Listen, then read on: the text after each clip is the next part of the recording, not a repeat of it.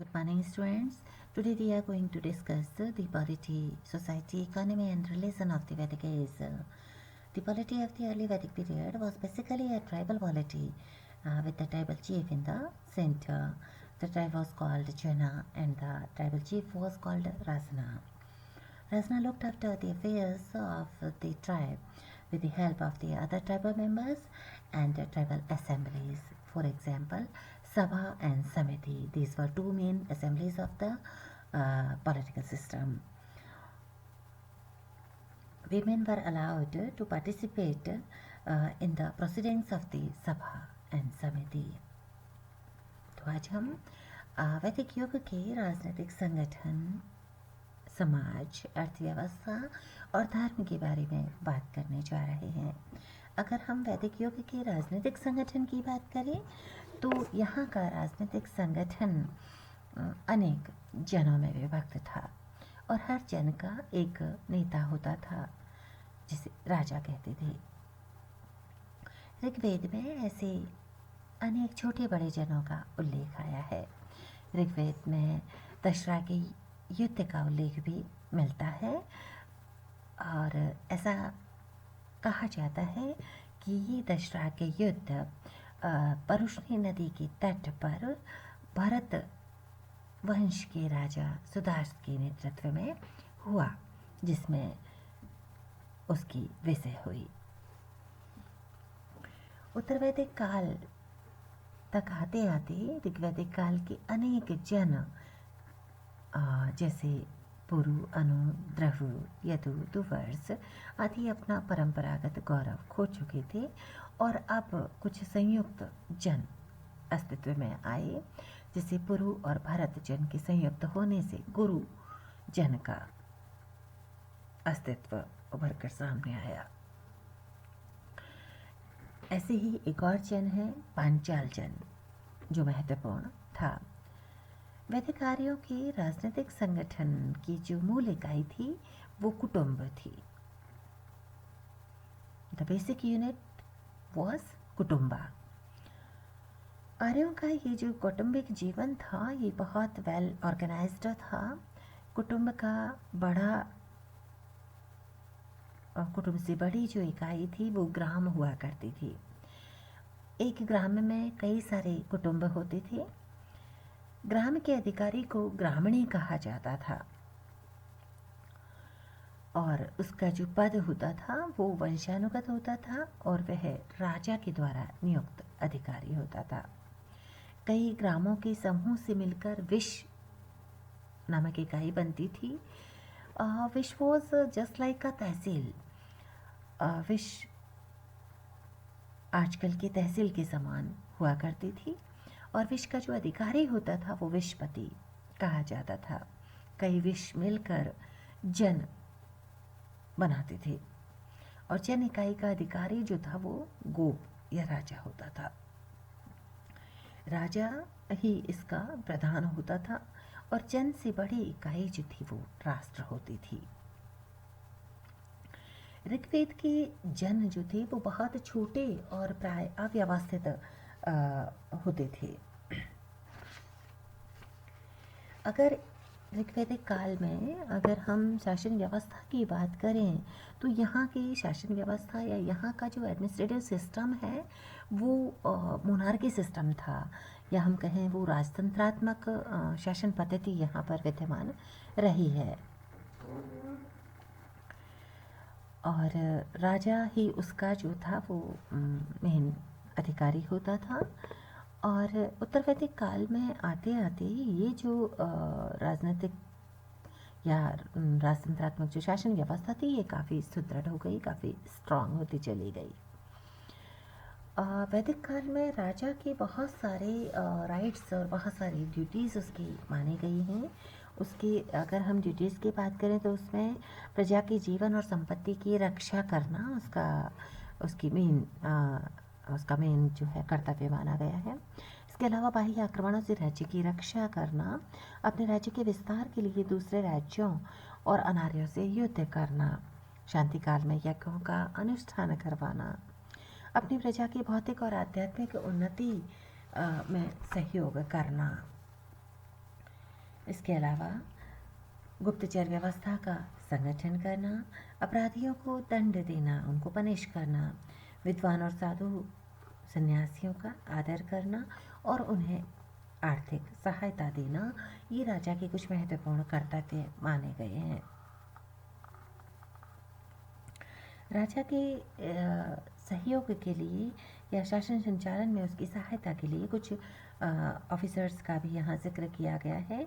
उन ऑफिसर्स में एक तो है आपका पुरोहित, सेनापति और ग्रामणी। ये कुछ महत्वपूर्ण अधिकारी होते थे जो राजा का सहयोग करते थे। पुरोहित पथ प्रदर्शक या दार्शनिक होता था। ये राजा का सलाहकार होता था। सेनापति सेना का निरीक्षण, सेना का परीक्षण, सेना का नेतृत्व करता था। सेना का प्रधान होता था। युद्ध संचालन में सैन्य संचालन का दायित्व उसी के पास होता था। और ग्रामीणी गांव का मुखिया होता था। गांव में राजा का प्रमुख सैनिक और असैनिक अधिकारी हुआ करता था। और यहाँ पर कुछ दूसरे महत्वपूर्ण अधिकारी भी थे। इनमें आपका युवराज, महेशी, सूत, ग्रामीणी, संग्रहिता, भागदूत, अक्षपाप, पालाकल, ये कुछ अन्य अधिकारी वैदिक राजनीतिक संगठन का हिस्सा थे। अगर हम वैदिक सोसाइटी की बात करें तो देयर वर पैट्रियार्कल सिस्टम। ये यहाँ का जो समाज था वो पितृसत्तात्मक समाज माना गया है। पिता ही परिवार का मुखिया होता था। The father was the head of the family और उसका परिवार पर पूरा नियंत्रण होता था। परिवार के सदस्यों को उसके आदेशों का पालन करना होता था और जो भी परिवार का सदस्य उसके आदेशों की अवहेलना करता था, मुखिया उसको दंडित करता था। उसको दंडित करने का अधिकार था। समाज की जो मूल इकाई थी वो परिवार थी, या हम कहें कि the basic unit was family. Family ही जो है वो मूल इकाई थी। और परिवार के सदस्यों में परस्पर स्नेह, सौहार्द की भावना होती थी। परिवार के मुखिया के नाते परिवार के सभी सदस्यों के लालन पालन, विवाह और उनकी उन्नति का ध्यान रखना, ये परिवार के मुखिया का महत्वपूर्ण कर्तव्य होता था। पारिवारिक धन जन की रक्षा करना, उसकी वृद्धि करना, आवश्यक भौतिक संसाधनों का संचय करना, आध्यात्मिक उन्नति के लिए यज्ञ आदि का संपादन करना, अतिथि सत्कार करना, ये परिवार के मुखिया के महत्वपूर्ण कर्तव्य थे।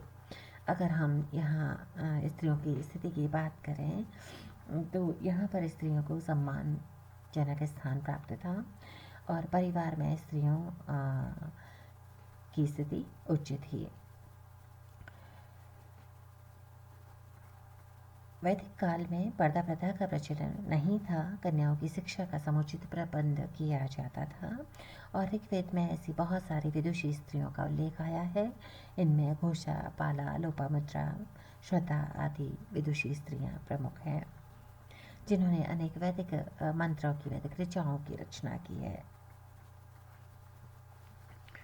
विवाह की अगर हम बात करें तो विवाह एक पवित्र संस्कार माना जाता था और आर्यों में पारिवारिक सुख, समृद्धि, सुरक्षा, लौकिक और पारलौकिक शांति के लिए संतानोत्पत्ति की कामना की गई है और उसके लिए विवाह को अनिवार्य माना है। समस्त याज्ञिक कार्यों में पति पत्नी दोनों की उपस्थिति आवश्यक मानी जाती थी।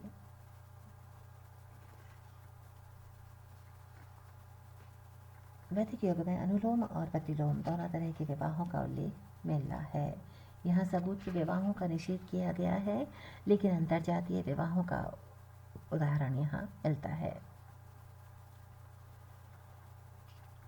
विधवा स्त्री को भी पुनर्विवाह करने का अधिकार प्राप्त था और विवाह बहुधा वयस्क अवस्था में किए जाते थे। बाल विवाह का प्रचलन यहाँ नहीं था। चाइल्ड मैरिज जो थी वो नहीं होती थी। और अगर हम यहाँ की वर्ण व्यवस्था की बात करें तो वर्ण व्यवस्था, या हम कहें कि society was divided in 4 varnas, and first was Brahmanas, second Kshatriyas, third Vaishyas and fourth Shudras. तो यहाँ की जो वर्ण व्यवस्था है वो 4 वर्णों में विभक्त थी: ब्राह्मण, क्षत्रिय, वैश्य और शूद्र।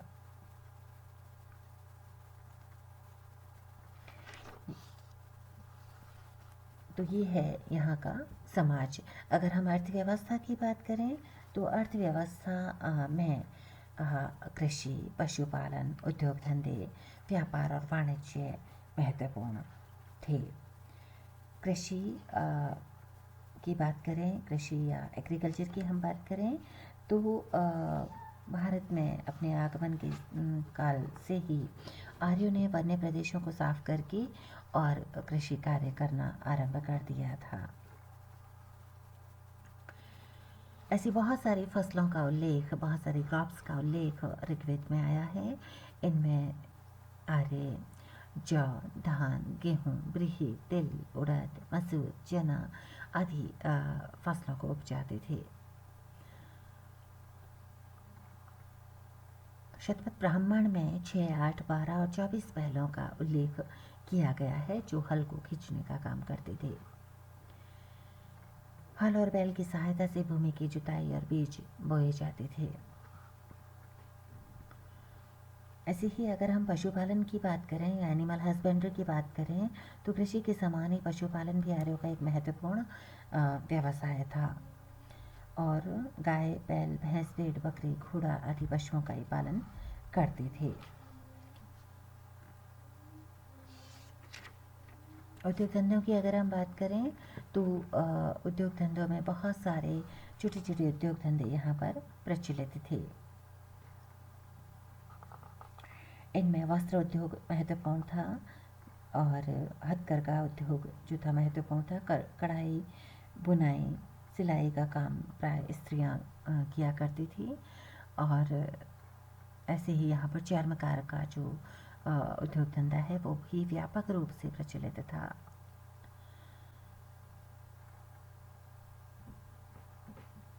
वाजस्नेयी संहिता में बहुत सारे उद्योगों, उद्योग धंधों, शिल्प और कलाओं का विस्तृत उल्लेख आया है। विस्तृत सूची उसमें प्रस्तुत की गई है। ऋग्वैदिक काल में कुछ व्यवसायों ने अपने संघ और संगठनों का भी निर्माण किया था और ब्राह्मण ग्रंथों में ऐसे श्रेष्ठी, गण, गणपति शब्दों का उल्लेख आया है। व्यापार वाणिज्य की बात करें तो वैदिक युग में विदेशी व्यापार और आंतरिक व्यापार दोनों तरह के व्यापार उन्नत अवस्था में थे। अरे लोग व्यापार वाणिज्य के लिए बड़ी बड़ी नौकाओं का ये लोग प्रयोग करते थे। उनकी जल यात्राएं देश की नदियां, समुद्र तटों तक ही सीमित थी। अगर हम उनके धर्म की बात करें तो आर्यों का जो धर्म है वो बहुदेववादी धर्म है। बहुत सारे देवी देवताओं की उपासना करते थे। आर्यों ने अपने देवताओं को 3 कैटेगरीज में डिवाइड किया है।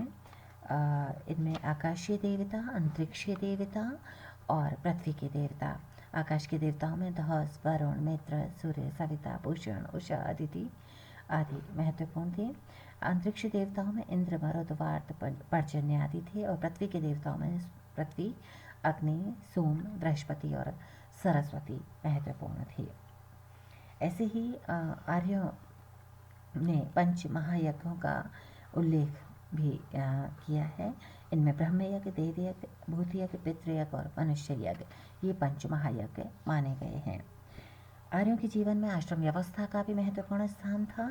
इनमें 4 महत्वपूर्ण आश्रमों का उल्लेख आया है: ब्रह्मचर्य आश्रम, गृहस्थ आश्रम, वानप्रस्थ आश्रम और संन्यास आश्रम। तो ये 4 महत्वपूर्ण आश्रम थे। तो आज के लिए इतना ही। अगले वीडियो में हम फिर मिलेंगे। धन्यवाद।